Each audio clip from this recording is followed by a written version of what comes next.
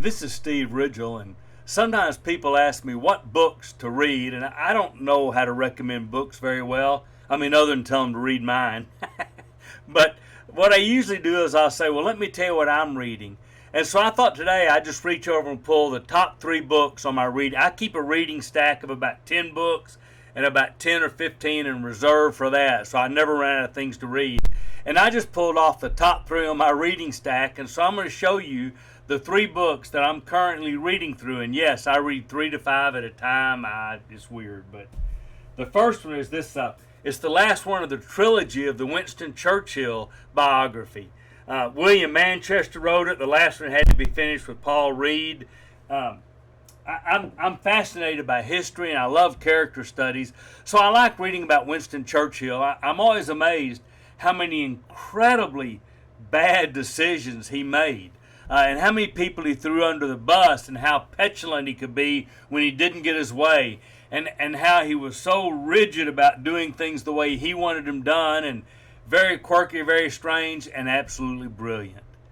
Because what he's remembered for are the handful of really, really good decisions he made that nobody else would have made, and that changed the tide of history and probably saved England in World War II.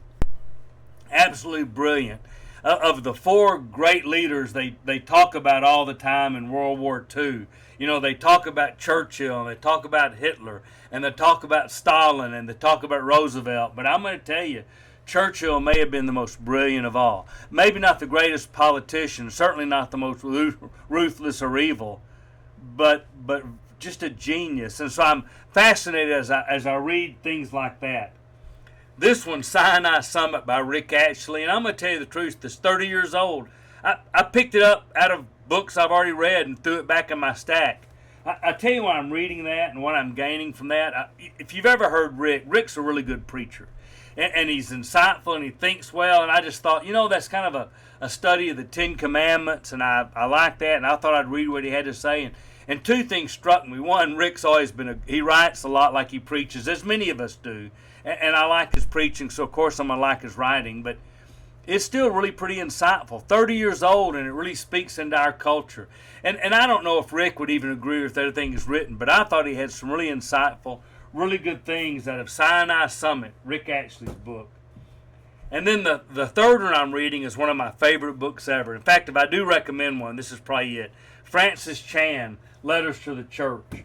Now, a lot of professors, a lot of preachers are kind of down on that book because he basically makes a strong argument for what's wrong with a lot of our institutional church, and how smaller, maybe house church kind of model, different things might be better. I'd read that book when it first came out, but I kind of skim read it really fast, and I'm going back and trying to carefully read it. And I'm going to tell you, I'm really struck about a lot of the things that Francis Chan says about some of the problems with church, how we wish church would be different and better. I don't know that all of his solutions are right. I don't know if we can implement them all. I do know it would call for a radical shift from the way we do church.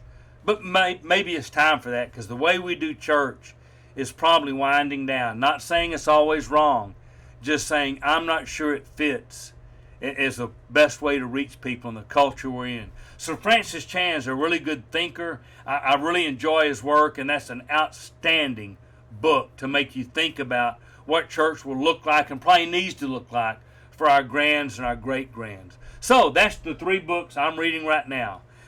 From one of them, because I like the basis, Winston Churchill, I just like the main character. And the other 2, I like Rick, and I really appreciate Francis Chan, so that's what I'm reading. Maybe you want to read those too.